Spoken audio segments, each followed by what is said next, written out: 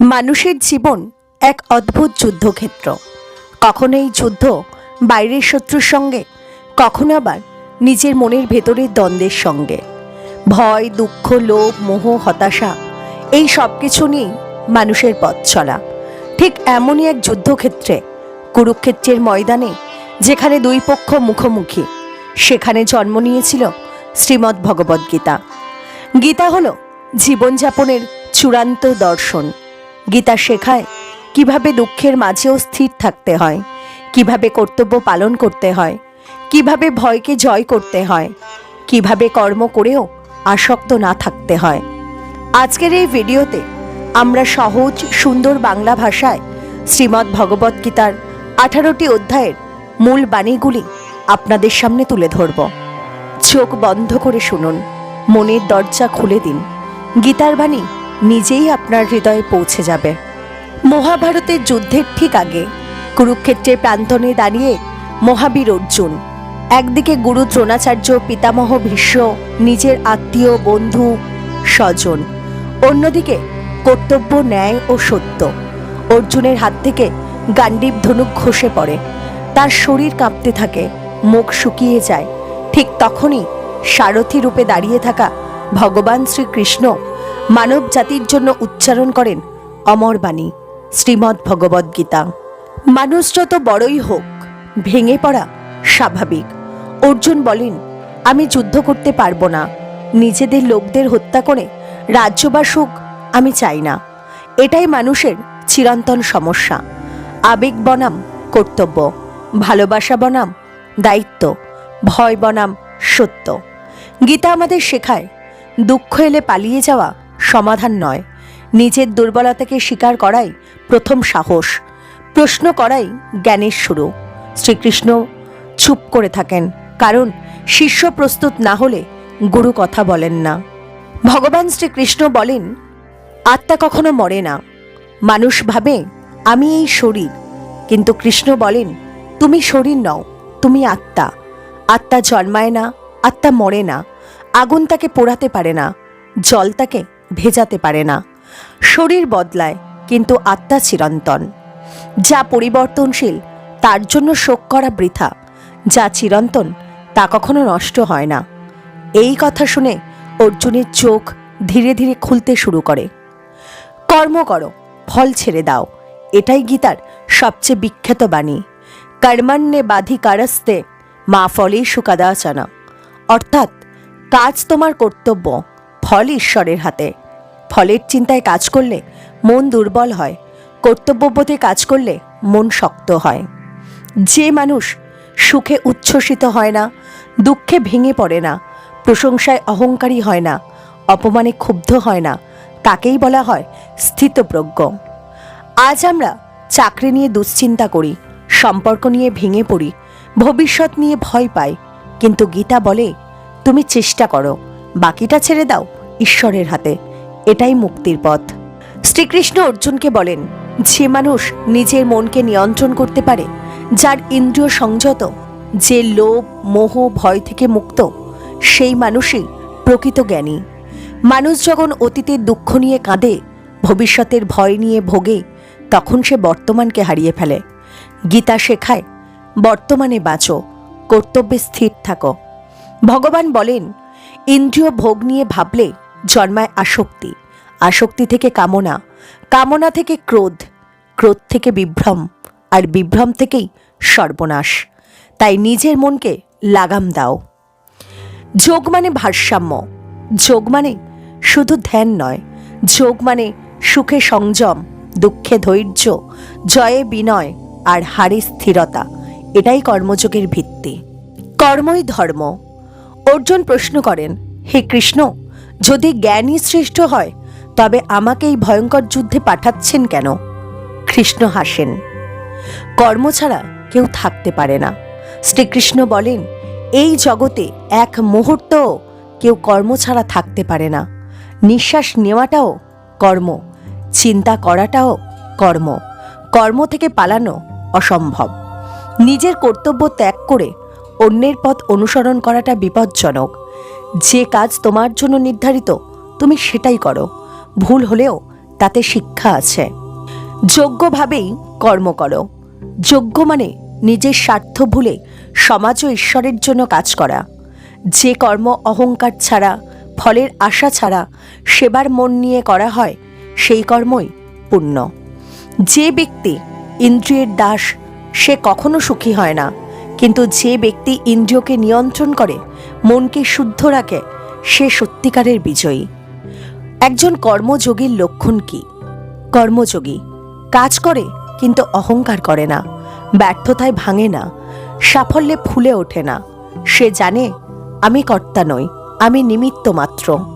ভগবান শ্রীকৃষ্ণ বলেন, যখনই ধর্মের অবনতি হয় তখন অধর্ম বেড়ে যায়, আর তখনই আমি অবতার গ্রহণ করি, সাধুদের রক্ষা করতে, অসাধুদের বিনাশ করতে, আর ধর্মকে প্রতিষ্ঠা করতে। জ্ঞানী মহাশুদ্ধি। যজ্ঞ, তপস্যা, দান সবকিছুর চেয়েও জ্ঞানযজ্ঞ শ্রেষ্ঠ, কারণ জ্ঞান মানুষকে অন্ধকার থেকে আলোয় আনে। যে ব্যক্তি সন্দেহে ভোগে, বিশ্বাস করতে পারে না, তার পতন অনিবার্য।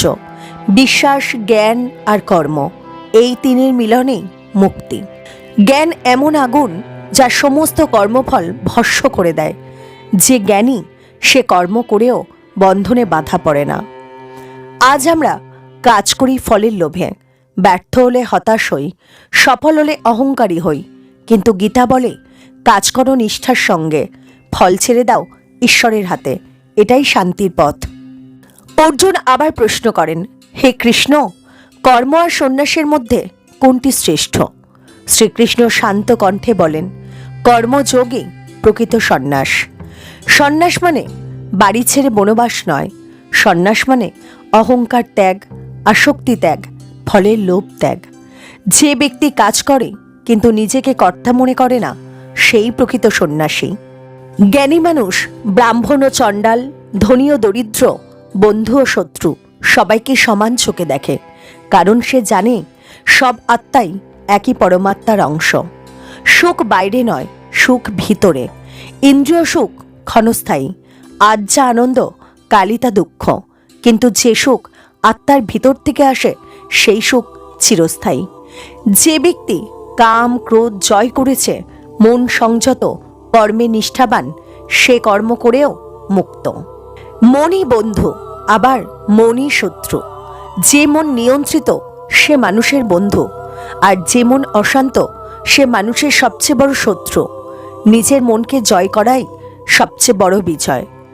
শ্রীকৃষ্ণ ধ্যানের সহজ পদ্ধতি বলেন, নির্জন স্থানে বসো, শরীর সোজা রাখো, দৃষ্টি ভ্রুমধ্য স্থির করো, শ্বাস প্রশ্বাস নিয়ন্ত্রণ করো, মন ঈশ্বরে স্থাপন করো, ধীরে ধীরে মন শান্ত হবে।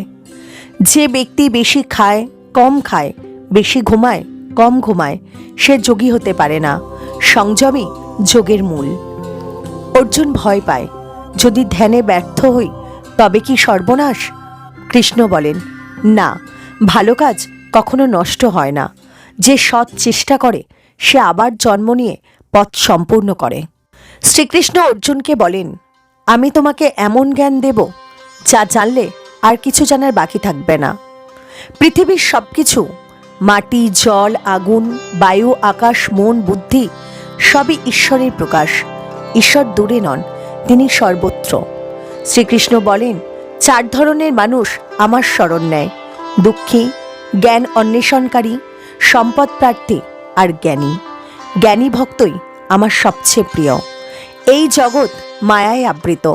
যে ব্যক্তি ঈশ্বরের শরণ নেয় সে এই মায়া অতিক্রম করে।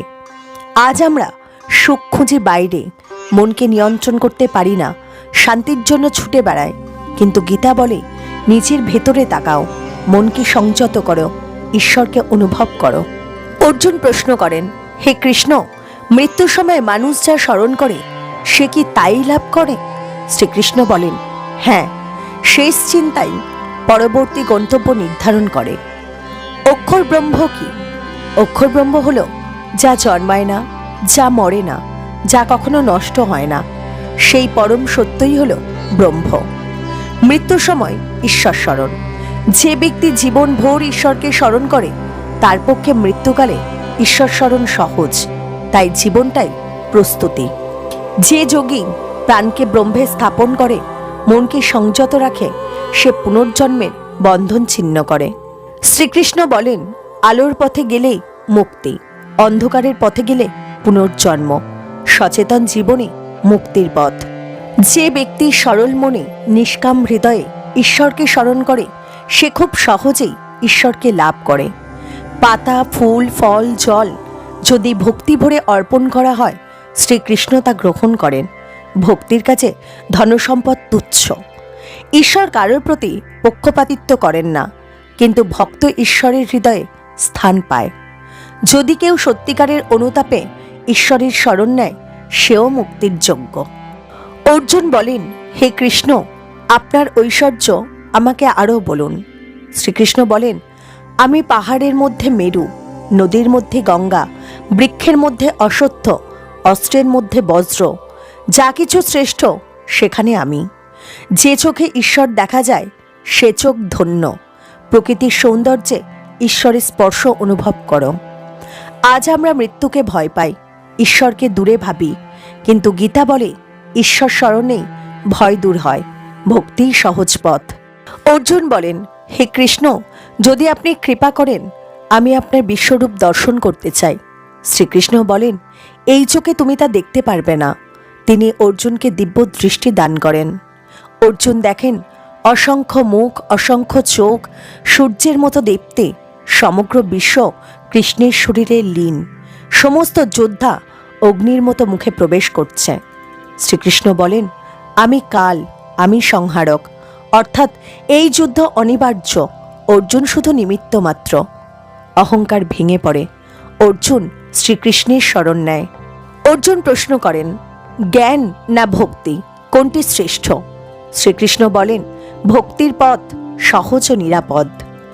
যে ভক্ত কাউকে ঘৃণা করে না, অহংকারহীন, সুখ দুঃখে সমান, ক্ষমাশীল, সদা ঈশ্বর স্মরণে লীন, সে আমার অতি প্রিয়।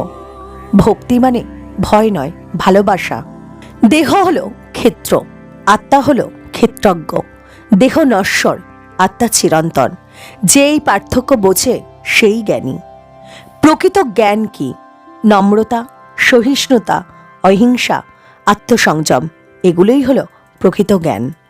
শ্রীকৃষ্ণ বলেন, এই জগৎ 3 গুণে বাঁধা, সত্যগুণ, রজগুণ, তমগুণ। সত্যগুণ হলো জ্ঞান, শান্তি, পবিত্রতা। রজগুণ হলো আসক্তি, কর্মস্পৃহা। তমগুণ অজ্ঞান, অলসতা। এই 3 গুণ অতিক্রম করে যে, সেই মুক্ত। এই সংসার এক উল্টো অশ্বত্থ বৃক্ষ, যার মূল উপরে, অর্থাৎ ঈশ্বর উপরে, আর ডালপালা নিচে, অর্থাৎ এই জগৎ নিচে। আর কুঠার হলো আসক্তিহীনতা। অর্জুন প্রশ্ন করেন, পুরুষোত্তমকে? শ্রীকৃষ্ণ উত্তর দেন, যিনি খর ও অক্ষরের ঊর্ধ্বে, তিনিই পুরুষোত্তম। শ্রীকৃষ্ণ বলেন, মানব চরিত্র 2 গুণের দ্বারা সৃষ্টি, দেবগুণ, অসুরগুণ। দেবগুণ হল ভয়হীনতা, দয়া, সত্য, সংযম। আর অসুরগুণ অহংকার, ক্রোধ, লোভ, হিংসা। মানুষ নিজের ভবিষ্যৎ নিজেই গড়ে এই গুণগুলির দ্বারা। বিশ্বাসও 3 প্রকারের। মানুষ যেমন বিশ্বাস করে, সে তেমনই হয়ে ওঠে। সাত্ত্বিক বিশ্বাস, রাজসিক বিশ্বাস, তামসিক বিশ্বাস। সাত্ত্বিক বিশ্বাস হলো শান্ত জীবন, রাজসিক হলো অশান্ত জীবন, আর তামসিক হলো অন্ধকার জীবন। নিজের বিশ্বাস বিশুদ্ধ করো। সব কর্ম ত্যাগ করা যায় না, কিন্তু আসক্তি ত্যাগ করা যায়। নিজের ধর্ম পালন করাই শ্রেষ্ঠ, পরের ধর্ম নিখুঁত হলেও নয়। সর্বধর্মান পরিত্যাজ্য মামেকং শরণং ব্রজ, অর্থাৎ সব চিন্তা ছেড়ে আমার শরণ নাও, আমি তোমাকে মুক্তি দেব। শ্রীমদ্ ভগবদ্গীতা কোনো এক যুগে বাঁধা নয়। আজও হতাশ মানুষকে আশা দেয়, ভীত মানুষকে সাহস দেয়, বিভ্রান্ত মানুষকে পথ দেখায়।